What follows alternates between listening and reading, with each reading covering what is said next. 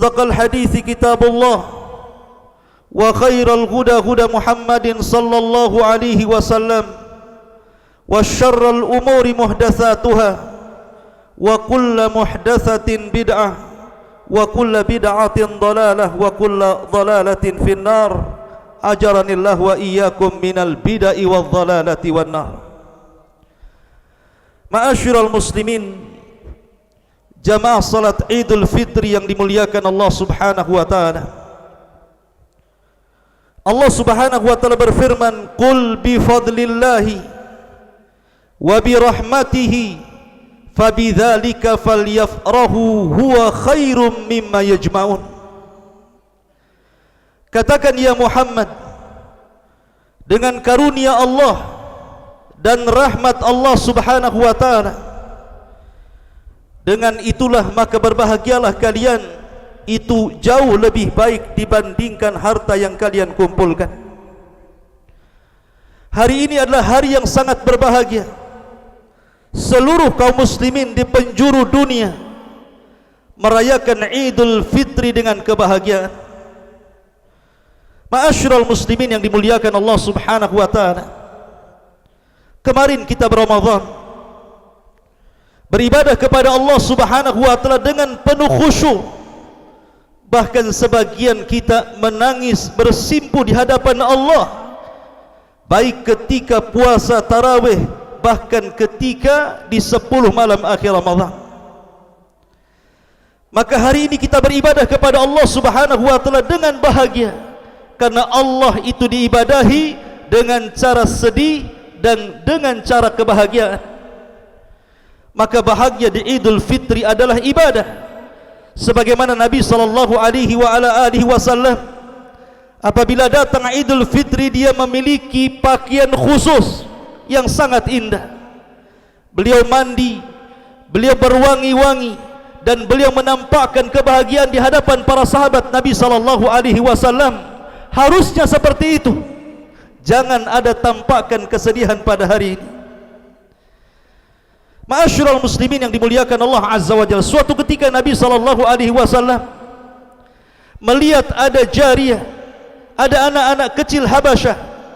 Mereka sedang bermain-main di masjid Nabi sambil memukul dub, memukul rebana.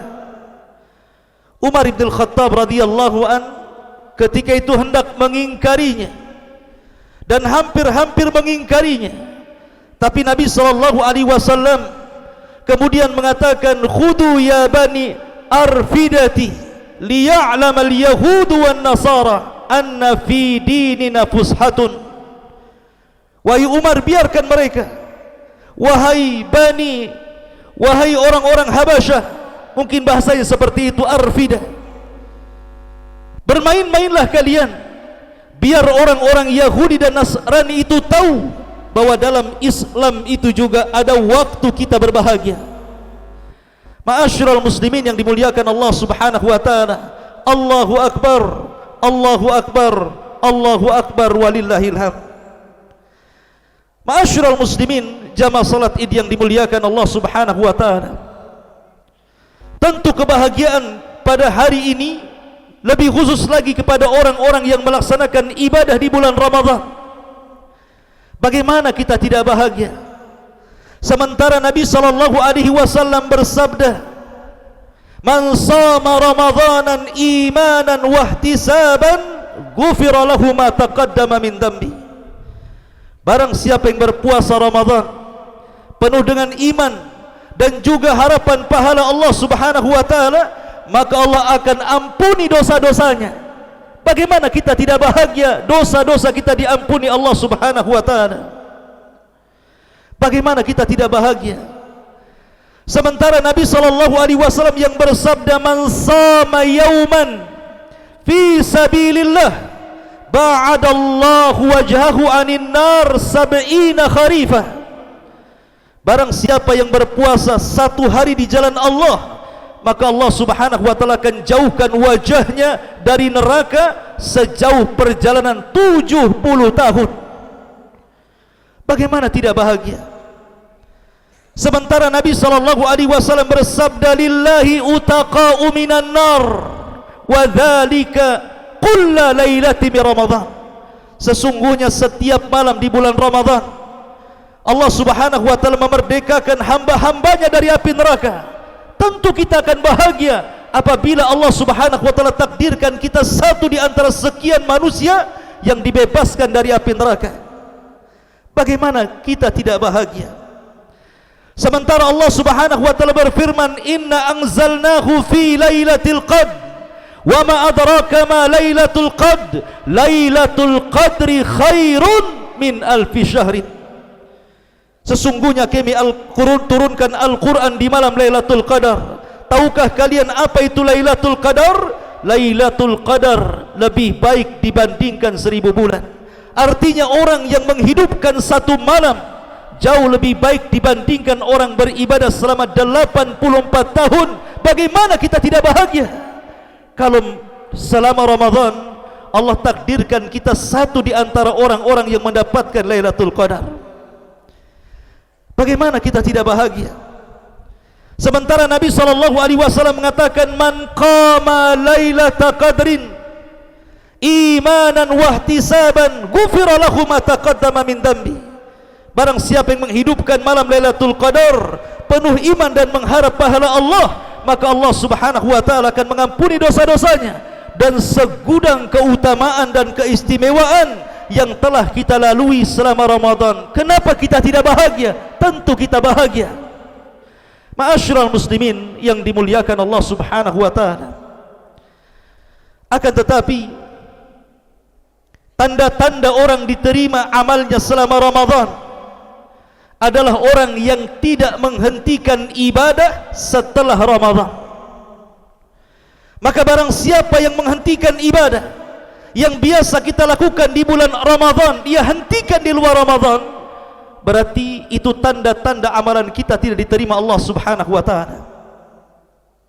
Hasan Al-Basri rahimahullahu taala pernah ditanya tentang kaum yang mereka beribadah kepada Allah Subhanahu wa taala, berijtihad di bulan Ramadan tetapi meninggalkan ijtihad dan ibadahnya di luar Ramadan. Apa kata Hasan Al-Basri rahimahullahu ta'ala? Bi'sal qaum la ya'rifuna Allah illa fi Ramadan. Seburuk-buruk kaum yang mereka tidak mengenal Allah kecuali di bulan Ramadan. Seolah-olah Tuhan itu hanya di Ramadan, di luar Ramadan sudah tidak ada Tuhan lagi. Padahal para ulama salaf mengatakan, kun rabbaniyan wa la takun ramadaniyan. Jadilah hamba Allah yang sebenarnya dan jangan jadi hamba Ramadan. Dari sini Nabi SAW bersabda, khairul a'mal adwamuha wa in qalla. Sebaik-baik amal itu yang senantiasa dilakukan walaupun sedikit, istiqamah. Makanya Nabi SAW apabila mengamalkan sebuah amalan, maka Rasul akan istiqamah dalam amalan tersebut. Makanya Allah mengatakan, wa'budullaha hatta ya'tiyakal yakin. Sembahlah Allah Subhanahu wa taala sampai datang keyakinan, artinya kematian kepada kalian. Allahu akbar, Allahu akbar, Allahu akbar, walillahil hamd. Ma'asyiral muslimin yang dimuliakan Allah Subhanahu wa taala, berhentinya Ramadan bukan berarti berhentinya ketaatan kepada Allah Subhanahu wa taala. Berlalunya Ramadan bukan berarti kemudian berlalu pula ibadah kita kepada Allah Subhanahu wa taala. Biarlah Ramadan berlalu, tetapi puasa tetap kita lakukan. Karena setelah Ramadan ada namanya puasa Syawal. Kata Nabi SAW, man sama Ramadan thumma atba'a sittan min Syawal kana kasiyami dahrin. Barang siapa yang berpuasa Ramadan kemudian diikuti 6 hari puasa Syawal, maka sama dengan anda puasa 1 tahun. Siapa yang bisa puasa setiap hari 1 tahun, ikhwan? Tetapi Allah Subhanahu wa ta'ala lewat lisan Rasul, semua orang bisa berpuasa 1 tahun, cukup dengan melaksanakan puasa Ramadan ditambah 6 hari puasa Syawal. Di sana ada puasa Senin Kamis, di sana ada puasa Ayyamul Bid, di sana ada puasa yang sangat baik disebut dengan Siyamu Daud, puasa Nabi Daud. Artinya berlalunya puasa di bulan Ramadan bukan berarti berhenti dari puasa. Banyak puasa-puasa selain daripada puasa Ramadan. Ma'asyiral muslimin yang dimuliakan Allah Subhanahu wa taala, berhentinya orang melaksanakan tarawih dan qiyamul lail bukan berarti kita berhenti untuk qiyamul lail. Bukankah Nabi SAW yang mengatakan syaraful mu'min qiyamuhu bil laili, kemuliaan seorang mukmin itu karena suka tahajud, suka qiyamul lail. Makanya Nabi SAW mengatakan rahimallahu rajulan, semoga Allah merahmati seorang laki-laki, rahimallahu imra'atan, semoga Allah merahmati seorang wanita yang solat di malam hari, kemudian membangunkan keluarganya, kemudian meminta untuk ikut serta solat. Kalau tidak, kemudian diambilnya air dengan tangannya, kemudian diperciki di wajahnya. Kata Nabi SAW, rahimallahu rajul, orang itu semoga dirahmati Allah Subhanahu wa ta'ala. Wanita itu semoga dirahmati Allah Subhanahu wa ta'ala. Ma'asyiral muslimin yang dimuliakan Allah Azza wa Jalla, di bulan Ramadan kita membaca Al-Quran, karena memang Ramadanlah syahrul Quran, bulannya Al-Quran. Walaupun ada sebagian orang yang meninggalkan Al-Quran di bulan Al-Quran, tetapi banyak juga orang-orang yang berusaha untuk menghatamkan Al-Quran. Maknanya berlalunya membaca Al-Quran di bulan Ramadan bukan berhenti sampai Ramadan, tetapi kita upayakan terus membaca Al-Quran dan terus membaca Al-Quran. Karena Nabi SAW yang bersabda, man qara'a harfan min kitabillah falahul hasanatu wal hasanatu bi asyri amthaliha, la aqulu alif lam mim harfun walakin alifun harfun wal lamun harfun wa mimun harfun. Barang siapa yang membaca satu huruf dalam Al-Quran, maka satu huruf itu sama dengan 10 kebaikan. Aku tidak katakan alif lam mim satu huruf, kata Rasul, tapi alif satu huruf 10 kebaikan, lam satu huruf 10 kebaikan, mim satu huruf 10 kebaikan.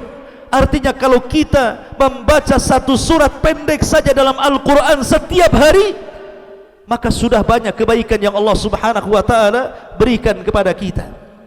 Dan ibadah-ibadah yang lain bukan berhenti di bulan Ramadan, berhenti pula ibadah yang lainnya. Tetaplah kita bersedekah, sebagaimana di bulan Ramadan kita suka memberi makan iftar orang yang sedang berpuasa. Sedekah bukan hanya sekedar memberikan iftar, tetapi sedekah itu bisa mencakup segalanya. Pembangunan masjid, pembangunan madrasah, diberikan kepada fuqara wal masakin. Bukankah Nabi SAW mengatakan sab'atun yudhilluhumullahu fi dhillihi yawma la dhilla illa dhilluh. Ada 7 kelompok, kata Rasul, yang akan mendapatkan naungan di hari yang tidak ada naungan kecuali naungan Allah. Salah satunya adalah rajulun tasaddaqat, seorang laki-laki yang bersedekah. Seorang laki-laki yang bersedekah fa akhfaha, dia sembunyikan sedekahnya, hatta la ta'lam shimaluhu ma sana'at yaminuhu, sehingga tangan kirinya tidak tahu apa yang disedekahkan tangan kanannya. Ma'asyiral muslimin yang dimuliakan Allah Azza wa Jal, Allahu Akbar, Allahu Akbar, Allahu Akbar walillahil hamd.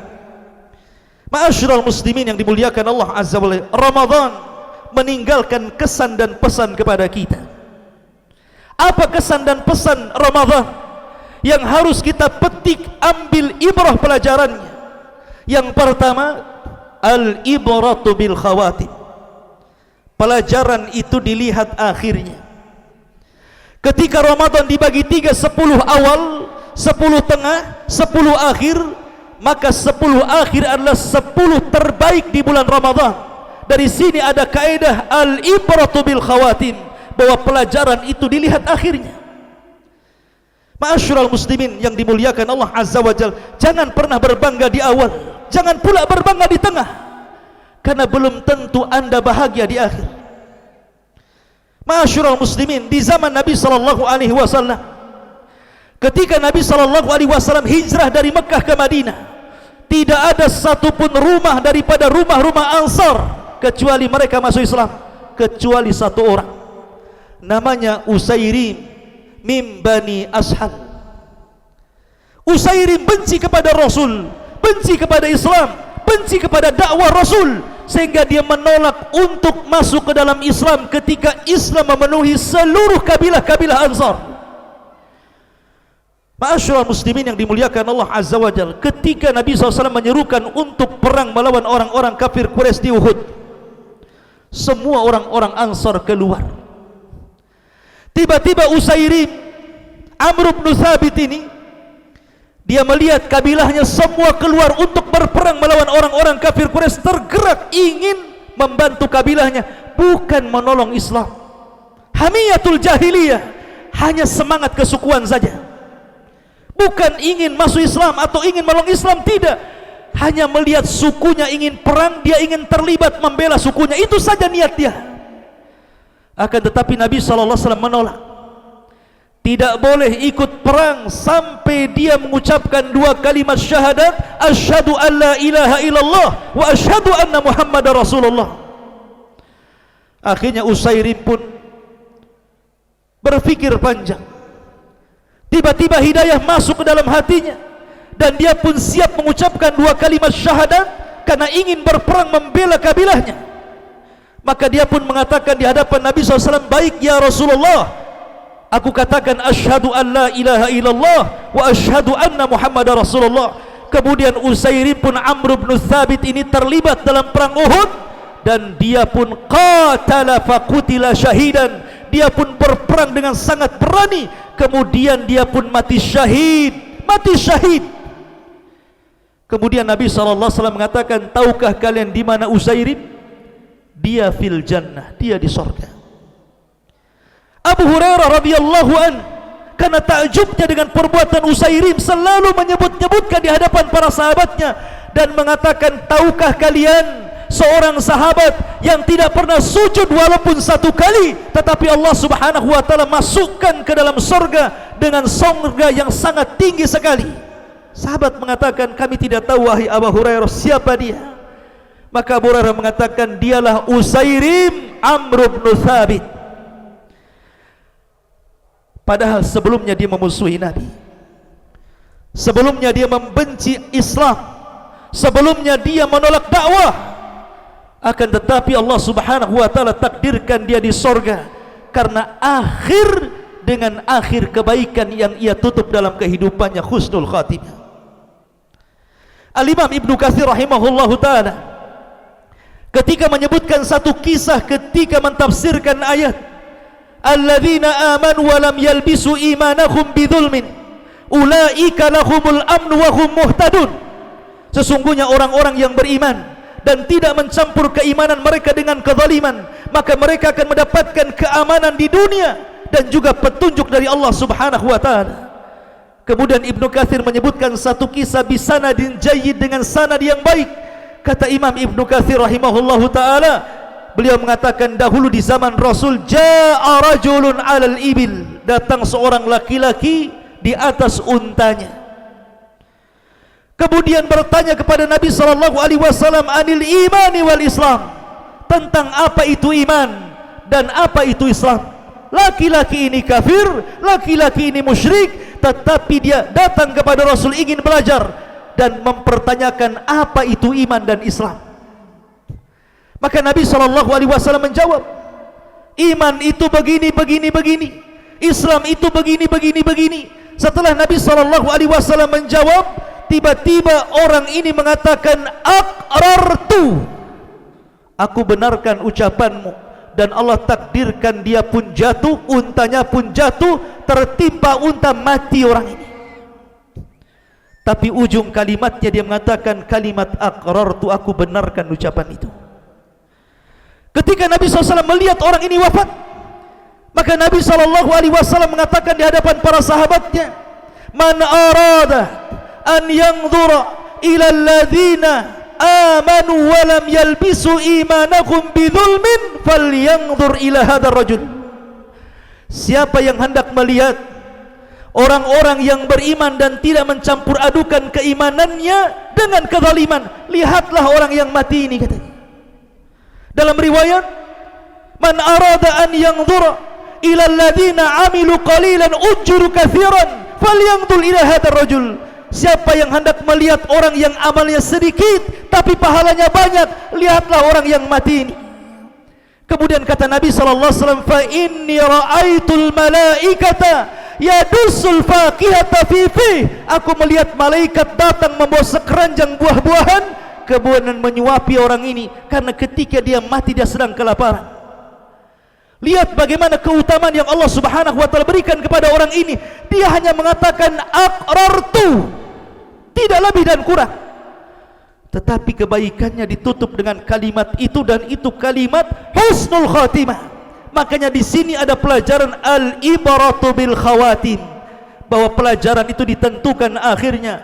Oleh karena itulah maka selama Ramadan ini berlalu, apa yang Anda harus lakukan? Pertama, berdoa kepada Allah agar seluruh ibadah kita diterima oleh Allah Subhanahu wa taala. Taqabbalallahu minna wa minkum. Kemudian yang kedua, banyaklah istighfar, dan yang ketiga, jangan terpengaruh dengan ibadah yang sudah kita lakukan. Jangan bangga dan sombong dengan ibadah yang sudah kita lakukan selama Ramadan. Merasa sekian Quran sudah dihatamkannya, qiyamul lail ditegakkannya, dan begitu seterusnya. Karena bagaimanapun kita masih hidup, sementara penentuan baik dan tidaknya kita itu kelak di ujung kematian kita. Al-ibratu bil khawatim, pelajaran itu ditentukan dengan akhirnya. Yang kedua, Aisyah radhiyallahu anha di malam Lailatul Qadar pernah bertanya kepada Nabi sallallahu alaihi wasallam. Dia mengatakan, ya Nabi Allah, ya Rasulullah, in adraktu Lailatul Qadri famada aqul. Rasul, kalau saya mendapatkan malam Lailatul Qadar, kira-kira doa apa yang harus aku panjatkan? Maka Nabi sallallahu alaihi wasallam mengatakan, qul ya Aisyah, Allahumma innaka afuwun tuhibbul afwa fa'fu anna. Katakan, wahai Aisyah, ya Allah, engkau zat yang maha pemaaf, dan kau suka dengan orang yang memaafkan, maka maafkanlah kesalahan-kesalahan kami. Dari sini ada faedah bahwa seorang hamba harus terus istighfar, meminta ampunan, meminta maaf kepada Allah Subhanahu wa taala. Dan rangkaian-rangkaian ibadah di bulan Ramadan semuanya adalah ampunan dari Allah Subhanahu wa taala. Baik puasanya, baik solat malamnya, baik menghidupkan malam Lailatul Qadarnya. Kata Nabi sallallahu alaihi wasallam, man sama ramadanan, wa fi riwayatin man qama ramadanan, wa fi riwayatin man qama lailatul qadrin imanan wa ihtisaban, kufira lahu ma taqaddama min dambi. Barang siapa yang berpuasa, dalam riwayat barang siapa yang tarawih, dalam riwayat barang siapa yang menghidupkan malam Lailatul Qadar penuh iman dan mengharap pahala Allah Subhanahu wa taala, maka dosanya akan diampuni oleh Allah Subhanahu wa taala. Masalahnya, dosa itu bukan hanya sebatas dosa kita dengan Allah. Kalau sebatas dosa kita dengan Allah Subhanahu wa taala selesai ketika kita meminta ampun kepada Allah Subhanahu wa taala, fa innallaha ghafurur rahim. Pasti Allah Subhanahu wa taala mengampuni dosa-dosa kita. Tetapi ketika dosa itu berkaitan dengan hamba-hamba Allah, maka Nabi sallallahu alaihi wasallam mengatakan, atadruna mal muflisu hadhil ummah? Tahukah kalian siapa yang bangkrut umat ini? Kata Rasul. Maka sahabat mengatakan, mala dirhamalahu wala mata. Orang yang bangkrut adalah orang yang tidak punya dirham, tidak punya uang, gulung tikar usahanya. Tapi Nabi sallallahu alaihi wasallam mengatakan, bukan itu hakikat orang bangkrut.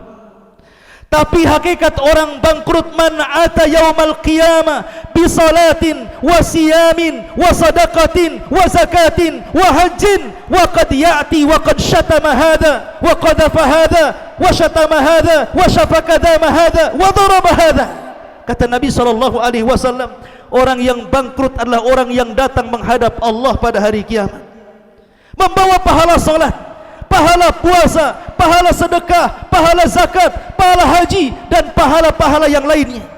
Tapi di satu sisi dia telah mencaci si fulan, pernah menuduh si fulan, pernah membunuh si fulan, pernah mengambil harta si fulan, pernah memfitnah si fulan, menghina merendahkan si fulan, dan begitu seterusnya. Maka apa yang terjadi? Orang yang zalim dan yang menzalimi akan dikumpulkan pada hari kiamat, di mana? Di kontor. Di sini terjadi barter pahala dan dosa.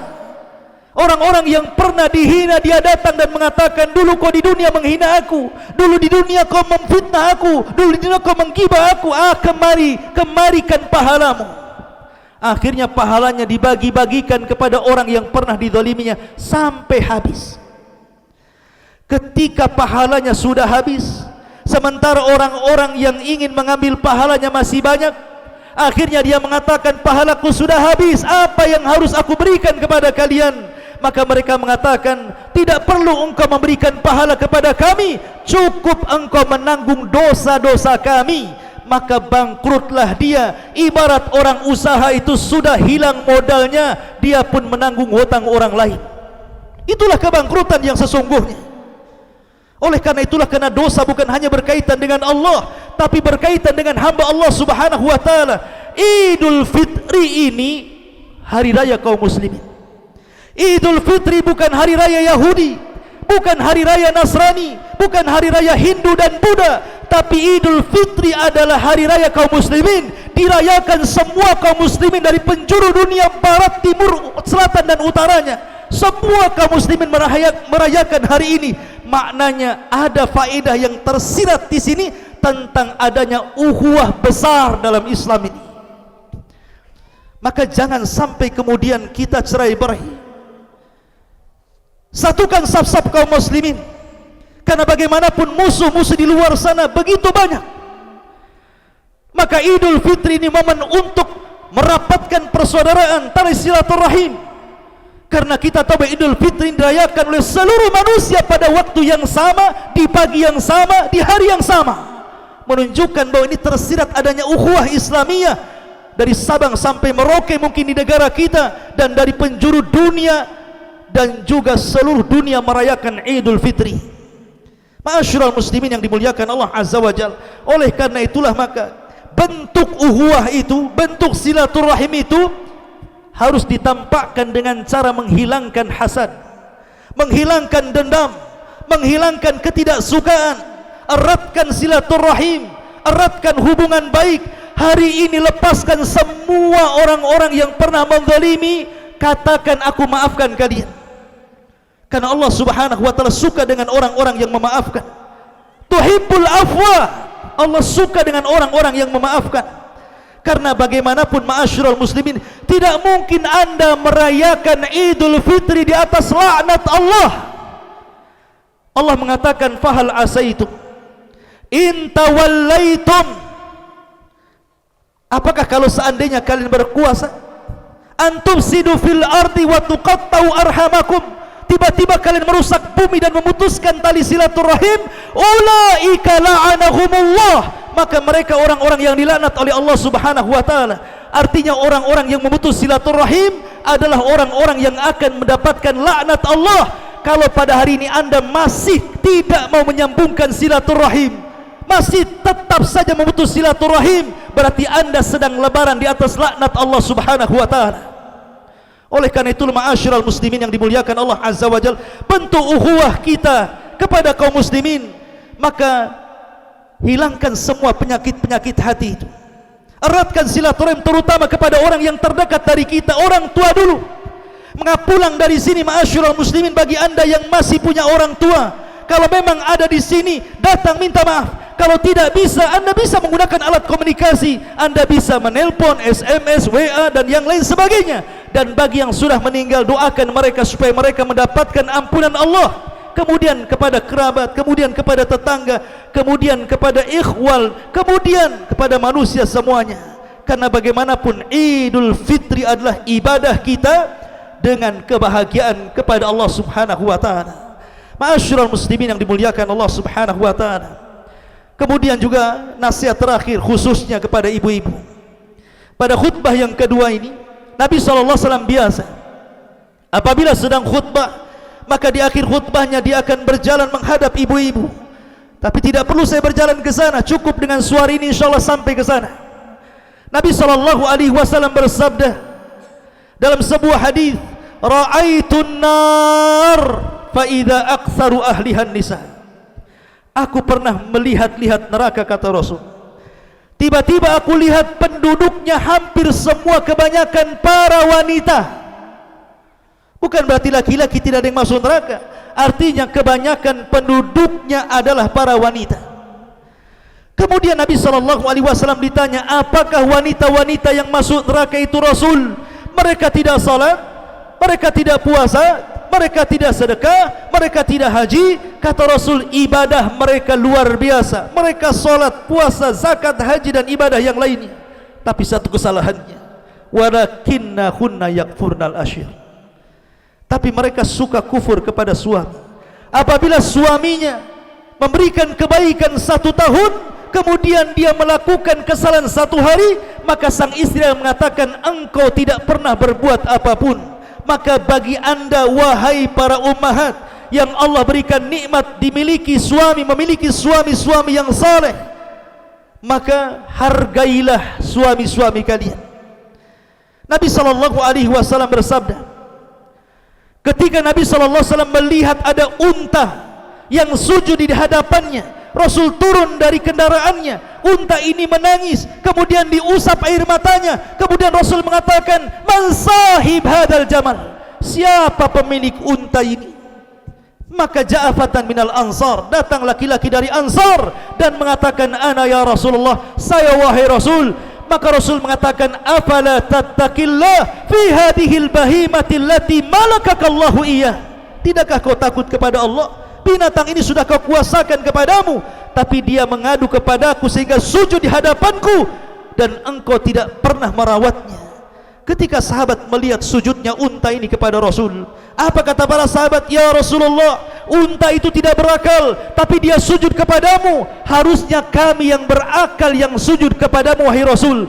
Kata Nabi SAW, la lau amura an yasjuda ahadun li ahadin la amartul mar'ata an tasjuda li zawjiha li idhami haqqiha.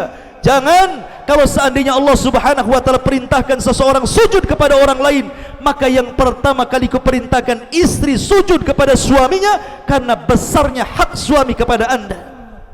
Dan yang terakhir Rasul mengatakan, idza shallatil mar'atu khamsaha wa shamat syahraha wa ata'at ba'laha wa hafizat farjaha qila laha udkhulil jannah min ayyi abwabits thamaniyati syi'ti. Apabila seorang wanita itu jaga solat 5 waktunya dan menjaga puasa Ramadannya, dia pun taat kepada suaminya, dia pun menjaga kehormatannya, maka Allah pada hari kiamat akan memanggil wanita ini dari 8 pintu sorga, dan Allah katakan, masuklah engkau, terserah dari pintu mana yang dari 8 sorga ini. Subhanallah, wanita masuk sorga itu lebih mudah dibandingkan laki-laki. Tapi kenapa pula kemudian wanita yang banyak masuk neraka?